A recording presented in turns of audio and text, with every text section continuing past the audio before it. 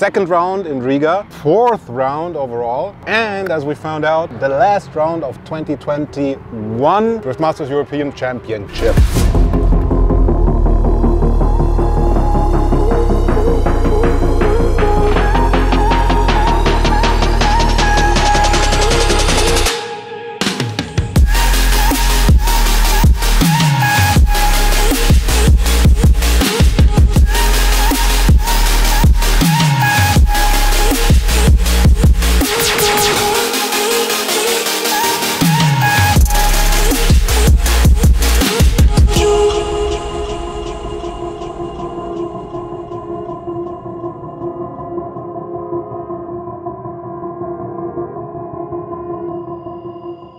We're talking about round 4 Driftmasters European Championship. We started with practice, single laps. We basically had 2 laps in practice. After that, qualification, again 2 laps. Then a really short battle practice. Very short. And then top 32. A busy schedule. Going into my first qualification lap, where again we sat together as a team and looked at data, looked at setup. And then he went out and did a really decent run in my eyes, a really good one. I was very happy. That was the best lap I did all weekend, and that's pretty much what you want when it counts to bring it. I just trusted the car, trusted those guys, and just went in a little bit more crazy, and it worked. It worked quite well. So both cars qualified for round 4. From there on out, it got crazy. Going into top 32, you met a guy from Georgia with the 1 Series BMW. Very quick.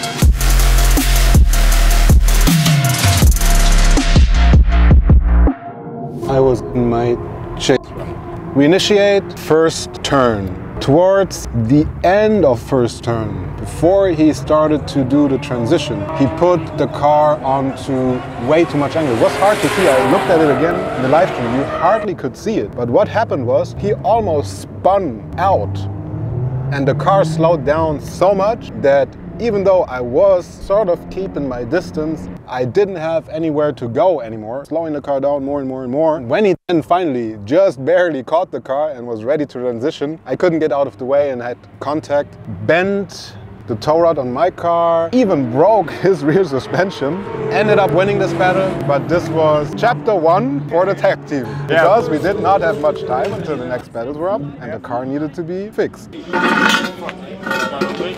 Sorry. However, I met Adam Zalewski. Tough one again. Tough one.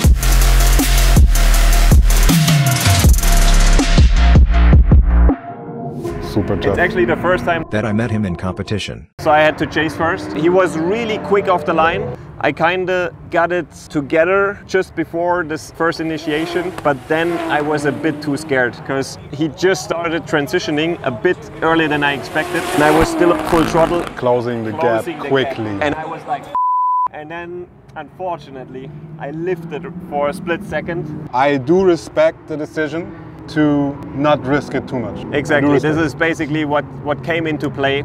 In that moment I weren't only a driver and thinking about winning, so I lifted for a split second and the car was so gripped up that in that moment car transitioned like hell to the other side, almost over-rotating, and then he left me. But I'm not too sad about it, because it showed that the car has the potential to beat him. And you gave him quite a lead run though. Oh yeah, it was quite nice. But try to tell that to Adam Zalewski. Oh, big mistake from Zalewski. Gets a little bit of understeer himself in that first corner. Does very well to manage it. And now he's in the smoke cloud. We can't even see him as they transition back. He's very close to Eli Utonji here. Oh, but another mistake, a little wobble from Adam Zalewski. He's got to watch himself here. Oh, it looks like Eli Utonji having a bit of an issue there. And Zalewski straightening up a little bit. We talked about mistakes. That's a few unfortunate ones for Adam Zalewski there. And I'm sure Eli Utonji did not expect Zalewski to be making so many errors in the chase position. He did get the win, well deserved again. We still had another car in the game, and this was his car. Sort of, because the tech team did an incredible job again. put me back on the start line against top 16 battle, Mr. Martin Richards, if I'm King not of mistaken. Riga.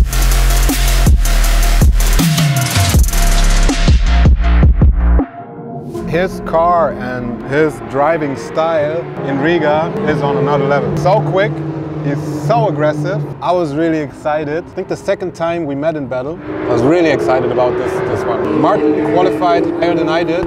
I could not believe how fast his car got off the line. And I basically couldn't catch it. It wasn't pretty. I'm not proud of that chase run. Off to my lead.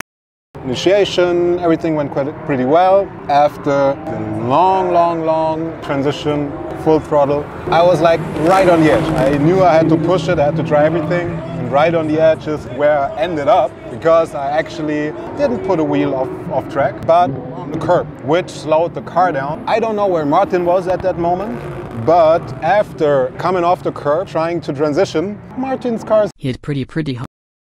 actually moved on. Yeah. Not the way I want to win battles, but it happened. Sorry, Martin. We had the marshals and everybody standing there. Oh, you need to prepare for the hot bits. You need to do this. You need to be at the start line. And the guys were like sweating, hammering, doing all kinds of crazy stuff to the car to make it drive again. Exactly. So the hit was really hard on the rear. Really hard hit. We got the spare parts. We reassembled everything and we aligned it also. We made it in time out. This one really makes me mad.